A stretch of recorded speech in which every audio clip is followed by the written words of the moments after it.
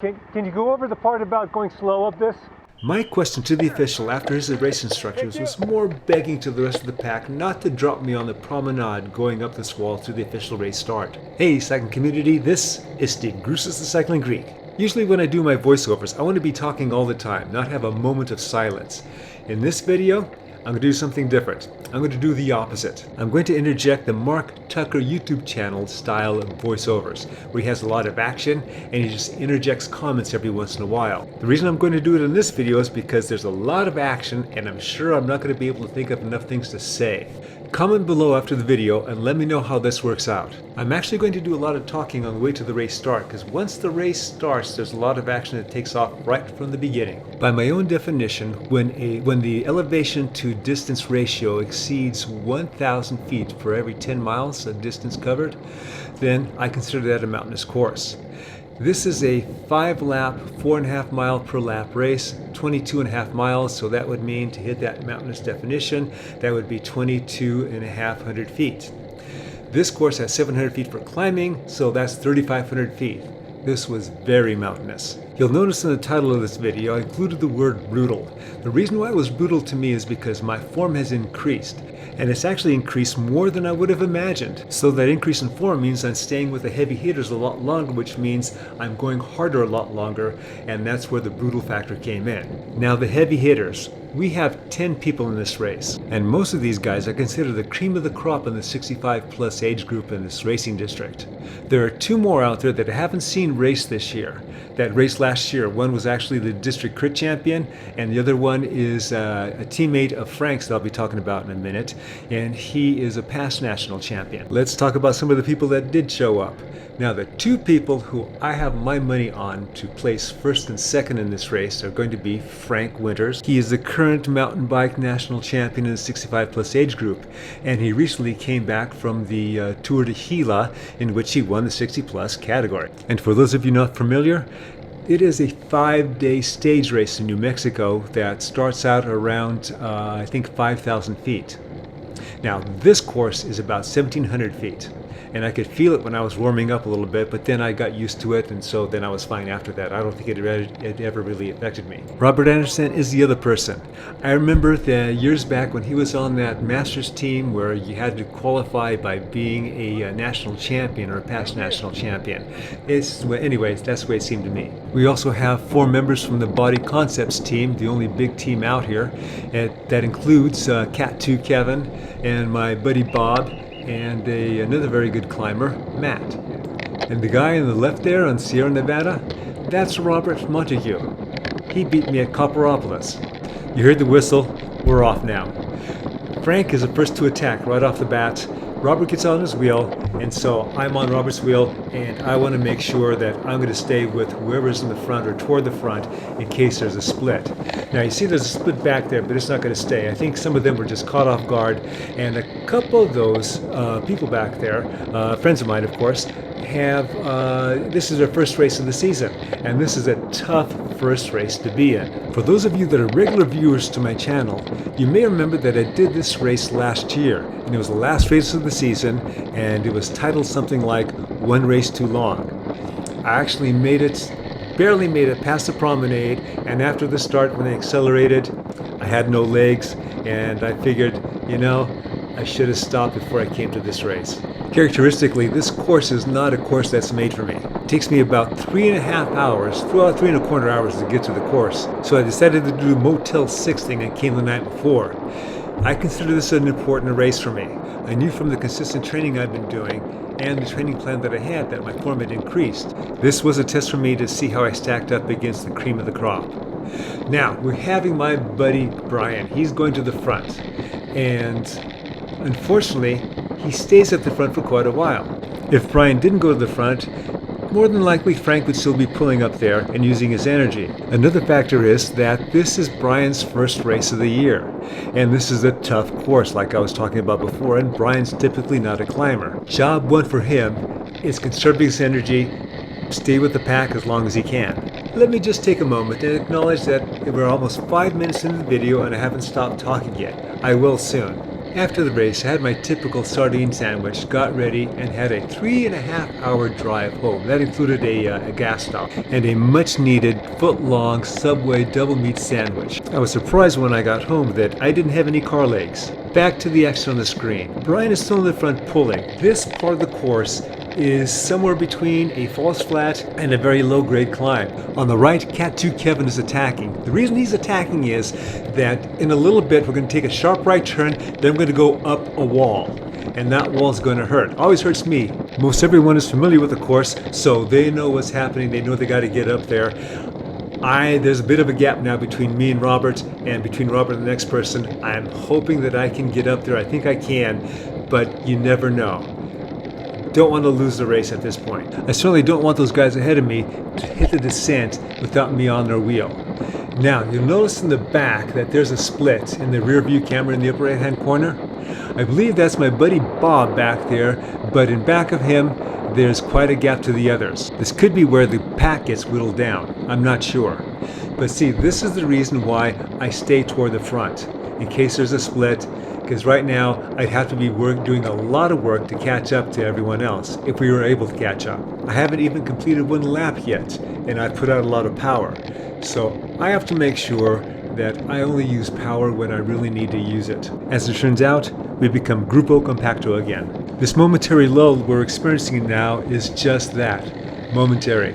You'll notice on the right, Frank is starting to ramp it up again. Now, you're thinking, this guy's attacking a lot.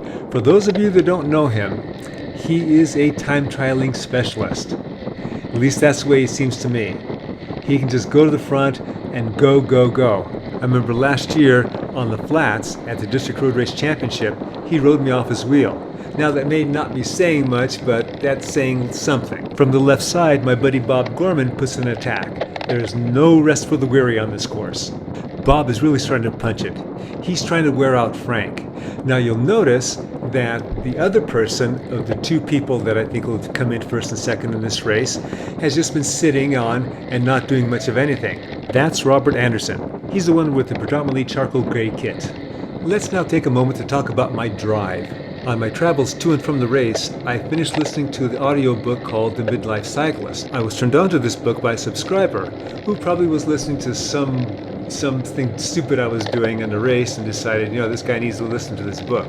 Back to the book in a bit. I am boxed in at the moment, and now there's an attack going off on the left side. I'm not that worried about it, just a little worried about it, because I am on Frank's wheel, and he's not going to let anything get away. I think that is Body Concepts writer Matt that's putting in the attack, putting in that surge. And Robert has finally come up to the front and now is watching Matt. Remember the attack on that last wall? That dropped one of the Body Concepts riders. So now we're down to a pack of 9, with Body Concepts consisting a third of the pack. As we approach the crest, Frank starts to push it, and this is where we start to go into a long descent. Being consistent with my MO, I'm going to be on the tail of the leader, and of course that leader is Frank right now. You'll notice when Frank is riding, his flat is back, especially when he's trying to attain some speed. He is parallel with his top tube, and I'm doing the same thing. At least I hope I'm doing the same thing. There's no camera on me. When my speed starts to take me past the leader on these ascents and I don't want to go past the leader, I don't hit my brakes. I go off to the side a little bit like what you're seeing here to catch a little bit of wind, and then when he starts to accelerate a little past me, then I go back onto his wheel. Feathering the brakes often scrubs too much speed and then I have to start pedaling, and that's not what I want to do, especially when I want to conserve energy. Let's take a moment and talk about the midlife cyclist. Let's go back to that. It focuses on riders at 40 and older, both male and female.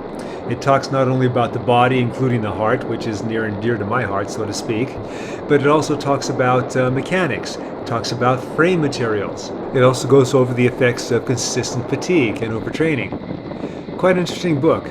Again, if you got a chance to read it, or do what I do, get it the audiobook. Relative to the title of this video and the book that I was just talking about, Midlife Cyclist, it's now Sunday and I'm putting this video together. I have not gotten on the bike. I do not intend to get on the bike today. There is absolutely no benefit for me getting on the bike, and there's a lot of risk. Even if I wasn't subject to AFib attacks, I wouldn't be getting on the bike today. If I want to continue to race in my old age, I can't be doing stupid shit like pushing it when I don't need to. Back to the action on the screen, Matt from Body Concepts has put in a dig. We are heading toward the end of the lap. As I had stated earlier, being on Frank's wheel gives me a little bit of protection. Now, Matt is doubling down and attacking off the front. He's got a little bit of a gap. I'm staying with Frank. Frank's a big guy. I'm a big guy too, but Frank's bigger. Everyone else is smaller, by the way, and which works nicely for them for this type of course. In fact, my buddy Bob was telling me the other day that he's down to 141 pounds. During the off-season, he said he got up to 155, and that's a 14-pound loss. Me, I'm down to 162, 21 pounds heavier than he is. I started off during the off-season at my heaviest at about 171, maybe a little more, but I tell you, I was a little envious that he lost all that weight. That being stated, I am pretty lean at the moment. And I wanted to be lean, especially for this particular race and for another one that's coming up in July, or rather end of June. Now, I do still have that old guy stomach pouch going, but it's shrinking. And that's what's also driving me to keep losing weight, thinking that I have more fat to lose. I was not maniacal in my weight loss. In other words, I wasn't looking to get rid of my fat as fast as I could. I was really enjoying the power that I had attained this year, and I figured that if I lost weight too quickly, then my power would diminish, and I certainly didn't want that. As we head toward the end of the lap and a little bit of crunch time that's coming up, I want to direct your attention toward the graphics in the upper left-hand corner. You will notice there isn't any power showing. That's because I'm using my fancy schmancy carbon wheels, and my power meter is in my hub. I'm still using old stuff. My bike is old. My bike is 2005. My carbon wheels I bought from a teammate who retired from racing years ago. And as you all know, I'm racing with an old body.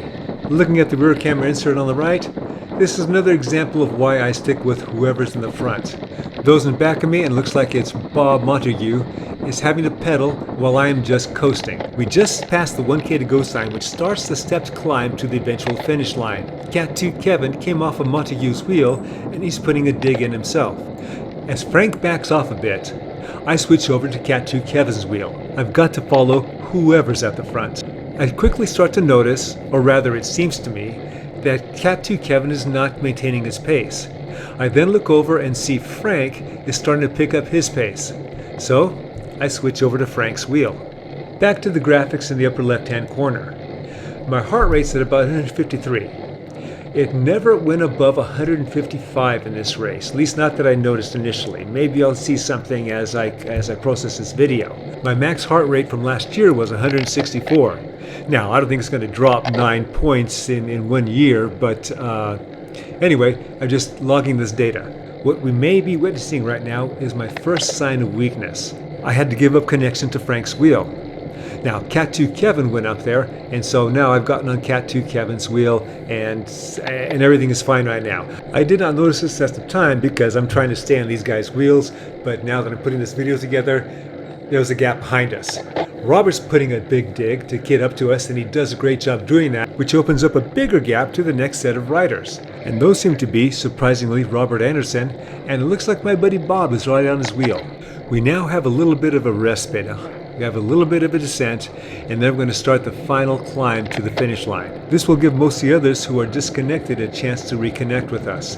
Now, to do that, they have to put out a lot of extra energy that they've already been doing that we're now conserving a little bit on. And so when they do catch up to us, we're going to start to climb again. They're not going to be as rested as we are, relatively speaking, and to use a pool table metaphor, they're really going to be behind the 8 ball. Currently we're a group of 4, and there's 2 chasing. The rest are way off the back. So we have in back of us, we have Bob that's coming up on us first, my buddy Bob, and then Robert Anderson is right with him. And in the background, you'll see a lone rider there, and that's going to be the other Body Concepts rider that's left, Matt. Matt, as it turns out, never makes it back up to us. I don't know what's going on here, but the others seem to be slowing up a bit, and I just pedaled on through. I want to keep my momentum, and there is still a little kick up after the ever so slight descent at the finish line. People are stretched out, but there's really no gaps to speak of. As we cross the finish line, this is only lap 1. All that work, and just lap 1. We have 4 laps to go, and that was only 700 feet of climbing. You know, if I stop talking, you can hear me breathing. If I was stronger, I would look back and I would see that Frank and I have a gap, a little bit of a gap, now that I said there was no gaps. And then if I was stronger again, I would have pushed it and I would have forced that.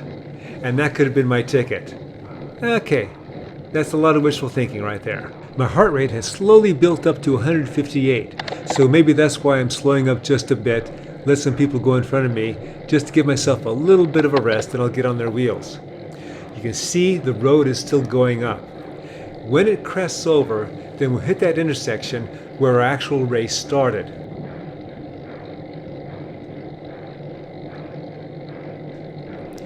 It is now 15.5 minutes into this video, into this race, and I finally run out of things to say. So now I'm going to use the Mark Tucker style of voiceover. Damn, look at that. I must be getting tired. I'm not staying on their wheel. I'm sure I'll get on it. I'm sure I felt confident I'd get on it, but this may be where I first started feeling a little bit of weakness.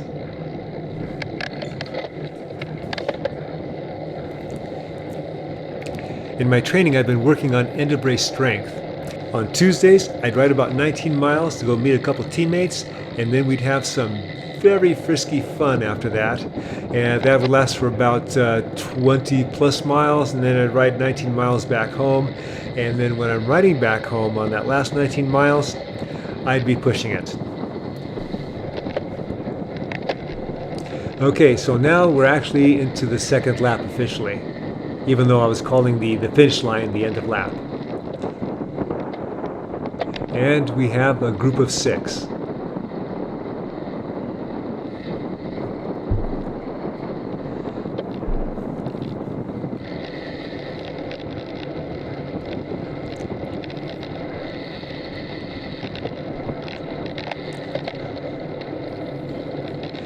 Even though I was doing this at the first lap, on the second lap, I'm really paying attention to conserving my power, using momentum, etc. Now Frank, I don't know if I said this before, but Frank, this is his second race. The first race he did was with the 60 plus, and he said that was a tough race.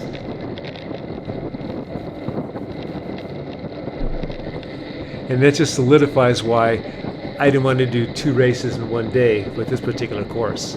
If this was a crit, I'd gladly do 2 races, but I wanted to focus on that 65s and see how I compare to the others. And if I did the 60s before that, the 65s would be a worthless race for me, because I'd probably be dropped early.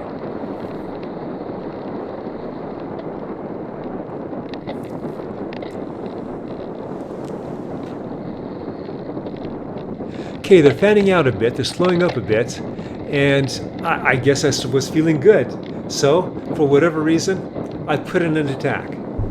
Now, everyone else is watching me go, and they're probably thinking, he's not going to last long.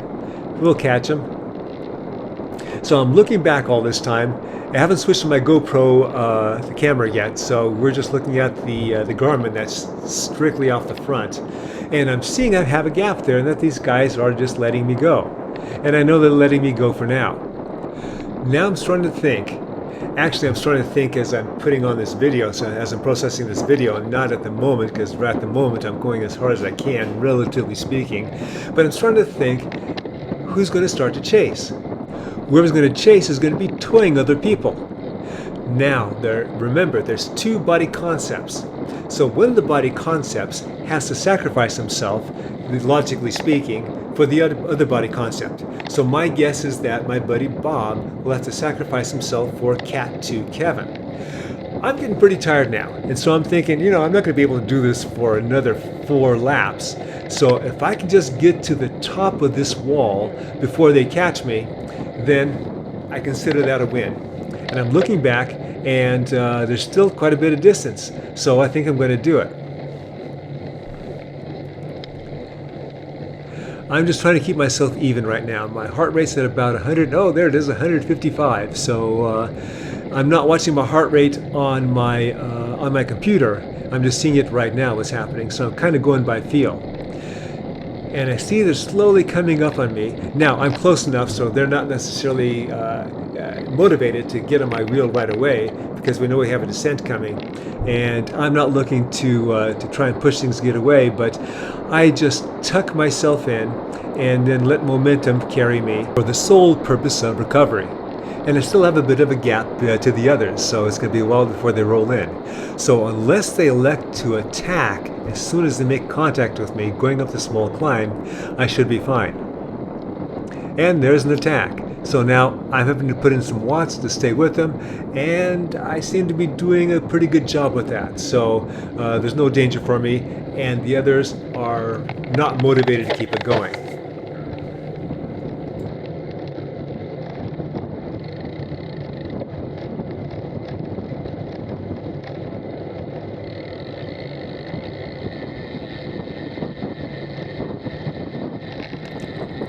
Bob is at the front, and he no longer wants to be at the front, so we all get a little more of a break and just kind of roll a little bit. Who went up there now? I think that is actually Robert Anderson.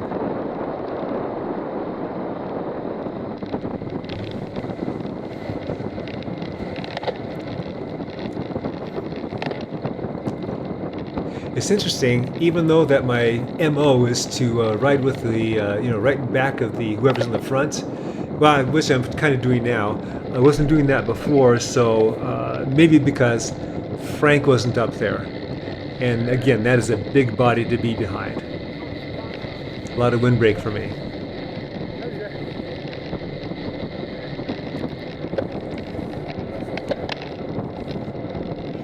Sounds like a little banter on the road.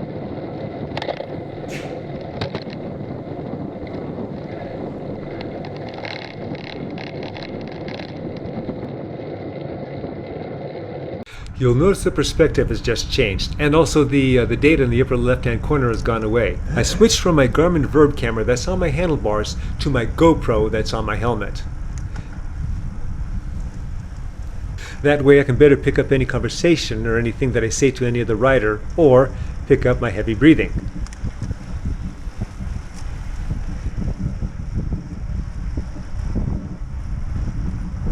Frank puts in an attack. Cat 2 Kevin goes right with him.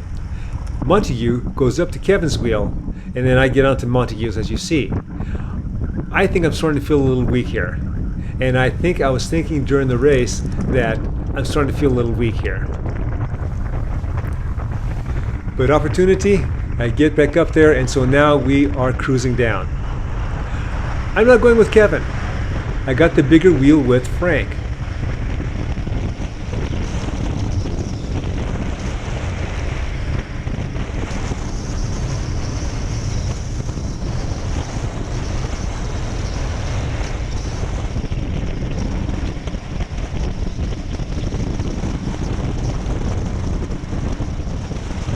You may have noticed another rider in the background before we started the descent that was coming up slowly.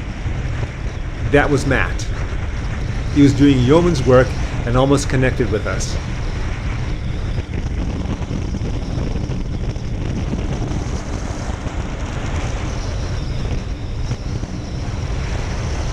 This right here is gold to me right now. Recovery. I am hugging the top tube to stay with Frank. My equipment, both the bike and the wheels, are a lot older than his, so not as efficient.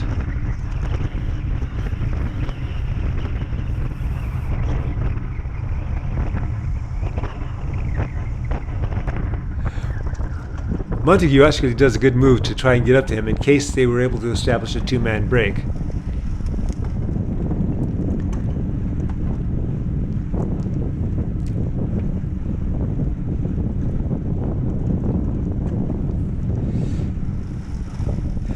Speaking of an old bike, sometimes I have trouble with my shifting, in which I'm not shifting down like I'd want to shift down. Shifter gets a bit stuck, I gotta finagle it so then it can do what I want it to do.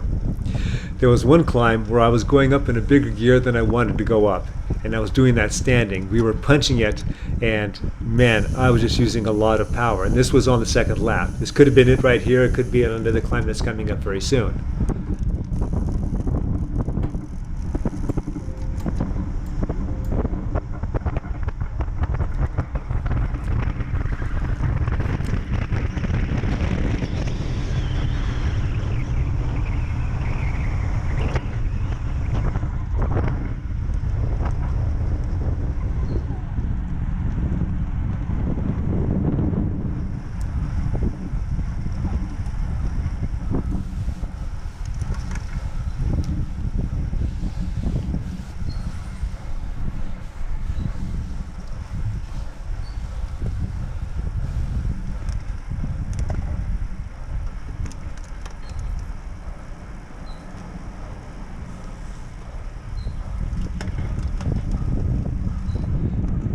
man I'm breathing, and it looks like Frank may be going to the front to do something again, so I'm going to go with him. At least I'm going to try and go with him, but it's apparently not. Great. Degradation has already started.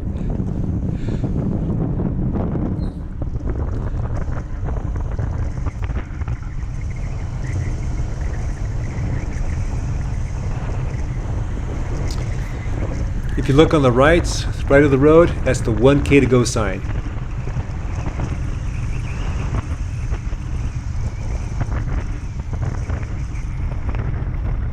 This is going to be another crunch time.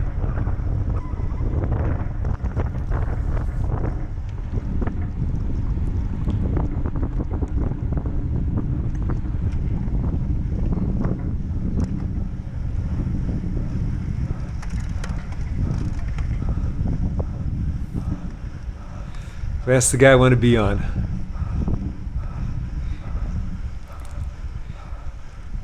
Seems like he's clearly stronger than the rest of us.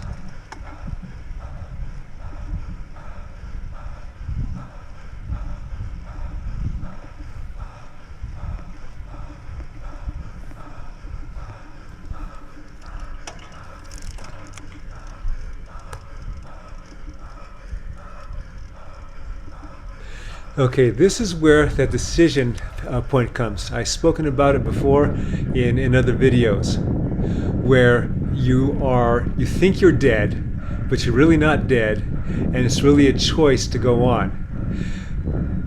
Now, I can't go any faster right now. I'm waiting for someone else to come up, kind of like fill a gap, so to speak, but I'm on the edge. I know I'm on the edge, and it's almost to the point where I feel like, okay, I've gone as far as I can. I'll just roll it in for the rest of the way. But I make a decision, I start to stand, and then I get back onto Bob's wheel. Or at least try to get on his wheel. Cat 2 Kevin is behind me.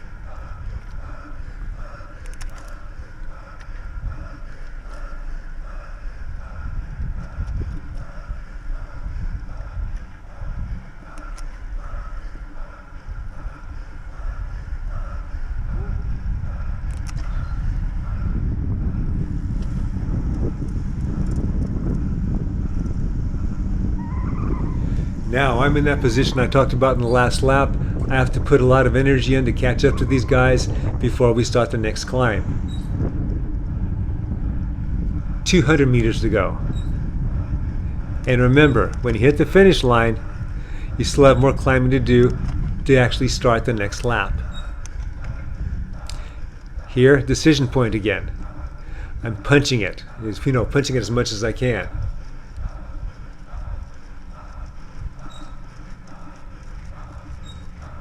Mentally, it helps to bypass Cat 2 Kevin, because I'm thinking, okay, I'll just keep this up and I'll get up to the rest of them.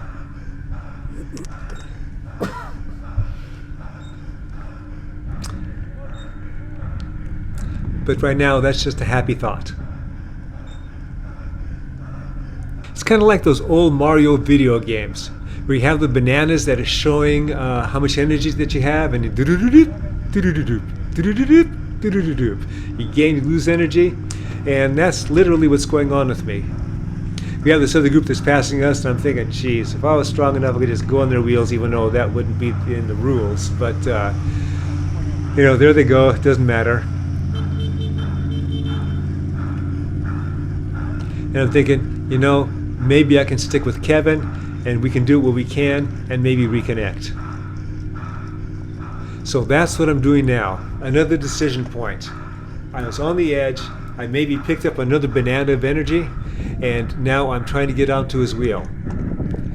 But one banana doesn't last that long. Whenever you see me looking down at my front wheel, you know I'm pretty much dead or close to it. So that was it. 2 laps. For the next lap and a half, I went as hard as I could to stay away from anybody else coming up. And it didn't work. We're now 3.5 laps into the race, a lap and a half to go about, and that's Matt, who was riding strong all this time to catch somebody. So you may have seen in my other videos when I'm off the back and I'm still going as hard as I can in case somebody flats out or something happens. Well, this is what Matt did, and he caught somebody. He caught me. Jumping forward, it's now a lap later, half a lap to go. And he puts in an attack.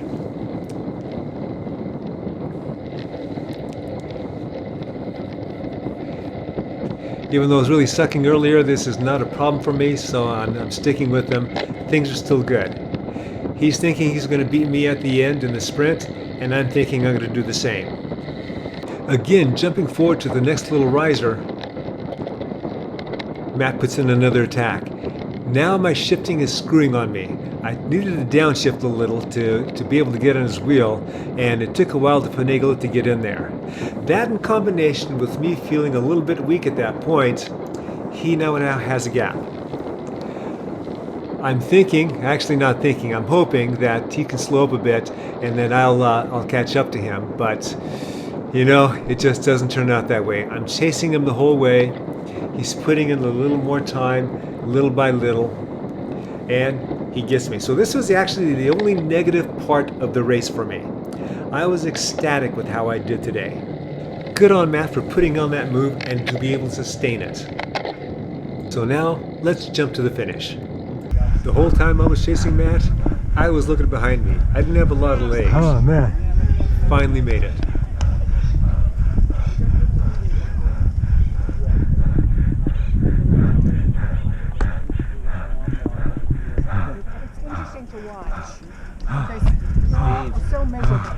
Did you just finish? Or? Yeah. Oh. We were only in maybe 3 minutes or so. So you're on camera. How did it finish out? Well, Frank rode away, Yeah. and then these three, Bob, Yeah. they were that's all right. kind of together, and I would get dropped on the climb and catch back on every lap, further and further around until the last lap of my back. So there was just 5 people that went up the road when I dropped. So yeah, Frank broke away as Kevin mentioned. Then you had on the finish. Dude. Hey, nice work. I rode with Bob Gorman and Rob Anderson. Yeah. And Bob Gorman inched it out. Then it was me and Anderson right after him. That was like 1, 2, 3. Okay. So Good job. Half lap down by the Well, I think I recovered enough to go up the little hill here. we still got to make it to the parking lot. Yeah.